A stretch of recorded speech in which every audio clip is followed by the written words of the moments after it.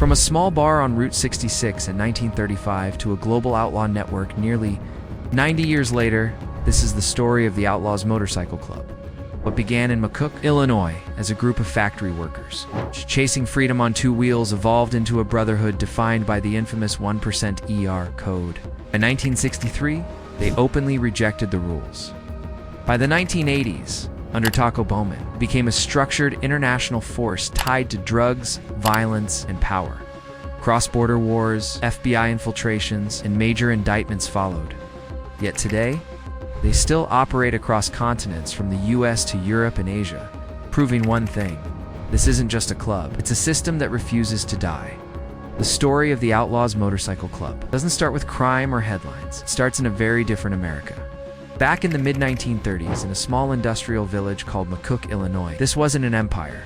It was a group of working men trying to breathe. The year was 1935. The setting, Matilda's Bar. A roadside stop along Route 66. That's where it all came together. Most of the men who formed the club worked long shifts at the electromotive company, tough jobs, loud machines, and a daily grind that didn't leave much room to feel alive. What they built wasn't a gang, it was an escape. At the center of it was John Davis. Under his lead, the McCook outlaws weren't chasing trouble, they were chasing freedom. Motorcycles gave them that: wind, speed, and distance. Something real after hours spent inside factories.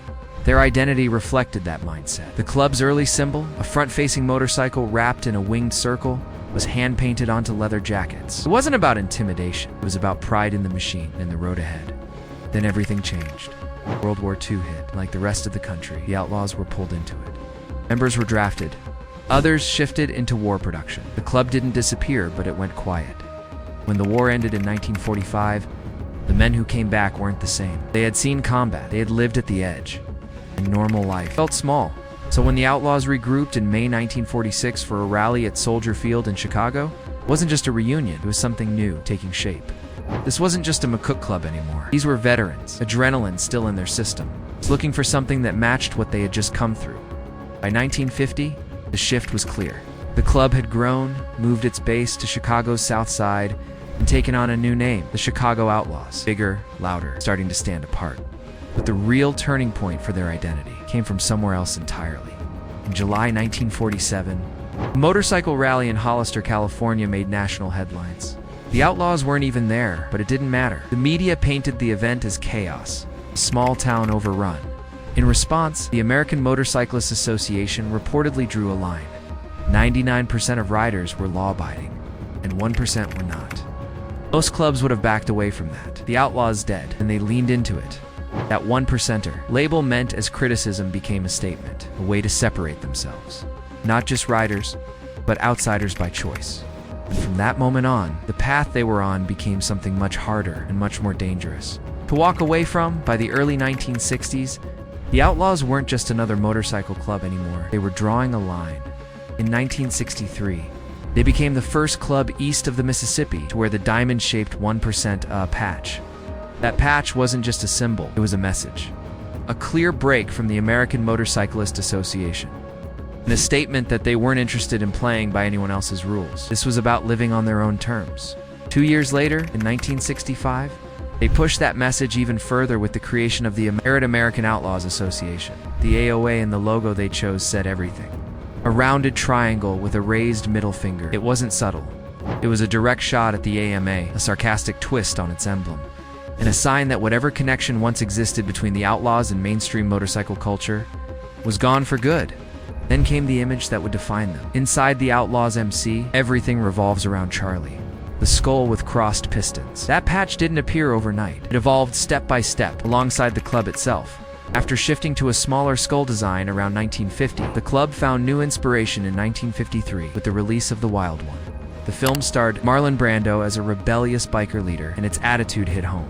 The Outlaws took that energy and made it their own. In 1954, they added crossed pistons behind the skull, a nod to both rebellion and machinery. By 1959, the design was expanded, sharpened, and turned into what members now call Charlie. That patch became their identity. The colors they wear on their backs to this day, those colors, they're treated like something sacred. For an outlaw, the vest to cut is everything. You don't just get one, you earn it. It starts with being a hangaround, proving yourself just to be near the club. Then comes the prospect phase, sometimes called probate, where every move is watched. Only after years of loyalty and a unanimous vote from the chapter does someone become a full patch member. Once you've got those colors, there are rules, strict ones. The vest never touches the ground, ever. And if someone disrespects it, it gets handled physically if it has to. There's no gray area. Every week, members attend what they call church. These meetings aren't optional. This is where decisions are made, disputes are settled, and the direction of the chapter is set. It's their system, their law. The culture inside the club is just as controlled. For most of its history, membership has been limited to white males over 21, and not just any riders, they had to own American-made bikes, specifically Harley-Davidsons with engines at least 750cc. That wasn't random. It tied directly back to where they came from: working-class roots, steel, engines, and American industry. What they call American iron isn't just a preference, it's part of who they are. And then there was the man who took all of this and turned it into something much bigger: Harry Joseph "Taco" Bowman. When Bowman became international president in 1984, the Outlaws changed. The loose, rough-edged club from earlier years started to tighten up. Structure replaced chaos. Under his leadership, the organization began to operate more like a coordinated system, disciplined, strategic, and far more calculated. He ran things out of a heavily secured clubhouse in Detroit, but his personal life told a completely different story. He lived in an upscale suburb. His kids went to private schools. He drove an armored Cadillac, two worlds side by side. On one hand, a family man living what looked like a normal life. On the other, a leader commanding thousands of members across multiple countries. That contrast defined Bowman. And under him, the Outlaws stepped into a new era, one that was far more organized and far harder to ignore. Under Harry "Taco" Bowman, things didn't just grow, they sharpened. The Outlaws moved deep into the drug trade, especially amphetamines, and at the same time locked down control of adult entertainment spots in the cities they dominated. This wasn't random expansion. Bowman understood structure, roots, and systems. He knew how to move people and how to hide them. One of his most calculated moves was setting up what insiders called a fugitive exchange program. With the Canadian club Satan's Choice, if an Outlaws member was being hunted by the FBI, they could disappear across the border into Ontario. And it worked both ways. Canadian members could slip into the US when things got too hot at home. It created a safety net that law enforcement couldn't easily break. But Bowman's reputation wasn't built on strategy alone. It was built on how far he was willing to go to enforce loyalty. Inside the Outlaws, one phrase carried real weight: GFOD, God forgives, Outlaws don't. And under Bowman, that wasn't just talk in 1993. He ordered a full escalation against the Hells Angels. The message to his members was simple: no tolerance. Not for rivals, not for anyone connected to them. That order set off a chain of violence. One of the most talked about moments from that time was the killing of Raymond Bear Chafin. Chaffin was leading a Florida chapter of the Warlocks and had aligned himself with the Hells Angels, which made him a target. Bowman didn't handle it directly. He passed it to his right-hand man, Wayne Joe Black Hicks, who put the plan together. The job itself was carried out by two members, Murphy and Ankeric. They were promised something known inside the club as lightning bolts, a patch that to be given for carrying out a hit. Chaffin was killed in his own garage, shot 4 times in the back of the head with a silenced .22 pistol. Quick, controlled, and final. What made it darker was what came after. Inside the club, the murder wasn't hidden. Newspaper clippings of the killing were passed around, almost like proof of what had been done. But this kind of violence didn't start in the 90s. It had already been building for years, and a lot of it traced back to Canada. By the late 1970s, the Outlaws were no longer thinking locally. They were thinking across borders. In 1977, they made a major move into Canada by patching over parts of Satan's Choice Motorcycle Club. This wasn't just recruitment, it was takeover. The move was driven by Garnet McEwen, who saw aligning with the Americans as a way to strengthen his position against both internal threats and the growing pressure from the Hells Angels. That decision lit the fuse. What followed became known as the First Biker War in Canada. Running from 1977 to 1984, it wasn't just about territory.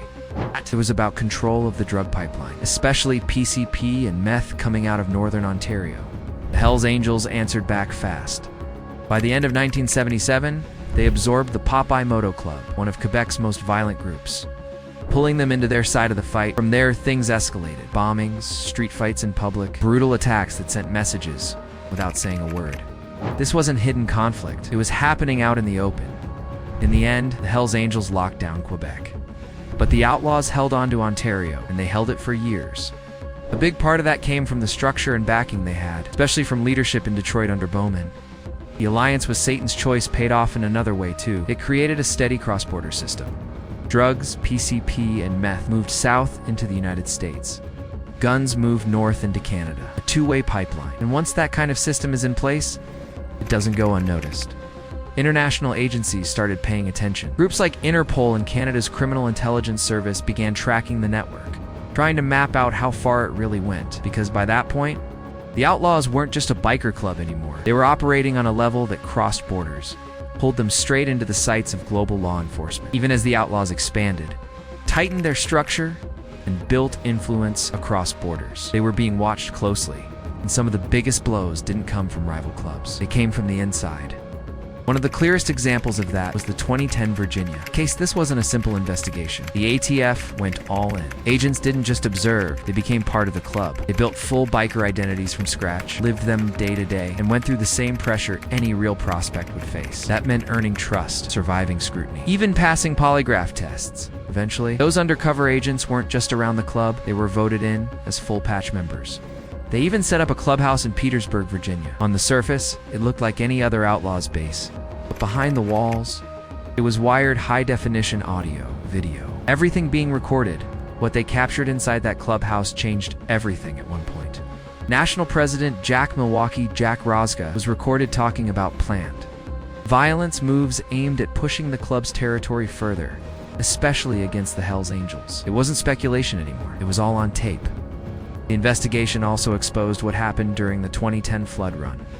Outlaws members crossed state lines, tracked down Hells Angels, beat them, and took their patches. In biker culture, it's more than just a fight, it's one of the highest forms of disrespect. That single operation pulled the curtain back. In the end, the 7 members were indicted. And for the first time, law enforcement got a detailed look at how the club actually operated on the inside, especially within its Gold Region and Copper Region commands. But this wasn't just happening in the United States. Up in Canada, another major operation was already underway, Project Retire, in 2002. Authorities in Ontario launched coordinated raids that hit the Outlaws hard. 56 members were arrested, including National President Mario Parente. Investigators seized illegal firearms, ammunition, and large amounts of cash. It wasn't just about arrests, it was about dismantling structure, and it worked. One of the key factors behind Project Retire's success was the use of plea deals. Authorities flipped insiders, broke apart leadership, and weakened the club from within. In Ontario, it left the Outlaws struggling to hold ground and opened the door for the Hells Angels to move into territories that had once been firmly under Outlaws' control. But while law enforcement was building cases, another kind of spotlight had already been shaping how the world saw the Outlaws. The camera back in 1963, photojournalist Danny Lyon embedded himself with the Chicago Outlaws. He didn't show up for headlines or crime stories. He rode with them, lived around them, watched how they moved, how they talked, how they saw themselves.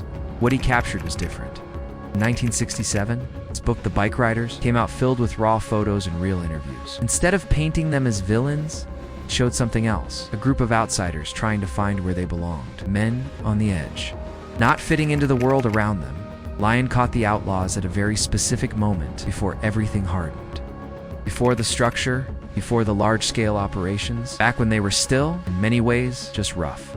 Hard-riding guys chasing something they couldn't quite name. That same story, or at least a version of it, made its way to Hollywood. Decades later, in 2024, The Bike Riders, directed by Jeff Nichols, took inspiration from Lyon's work and built a fictional club called the Vandals. The film leans into the idea of a found family, a group that starts with connection, loyalty, and identity, but slowly begins to fracture as it grows. The character of Johnny, played by Tom Hardy, reflects that shift. A founder-type figure who builds something real, only to watch it change into something else, something heavier, darker, harder to control. And that arc hits close to reality, because inside the Outlaws, that same shift happened. Older members watched the club move away from its early roots, away from riding and brotherhood, and into a world of high-stakes crime by the late 60s and 70s. What started as an escape became something else entirely as the Outlaws MC steps deeper into the 21st century. The world around them has changed, and not in their favor. Surveillance is everywhere now. Cameras, data tracking, digital footprints, things you can't outrun on a motorcycle. For a club built on secrecy, that creates a real problem, so they've adapted in their own way. The Outlaws enforce a strict anti-digital stance. Their official message is blunt and direct. Nothing important happens online. No recruiting, no business. If someone wants in, they don't send a message or fill out a form. They're told straight up, find an outlaw in person and ask. Face-to-face only? It's not about tradition for the sake of it, it's survival. Every message, every post, every click leaves a trail. And those trails can be used to build cases, especially under RICO laws. But that old-school mindset doesn't sit easily with everyone. Younger riders, the ones who grew up with phones, apps, and social media, live in a completely different reality. For them, being offline isn't natural, and that tension is starting to show.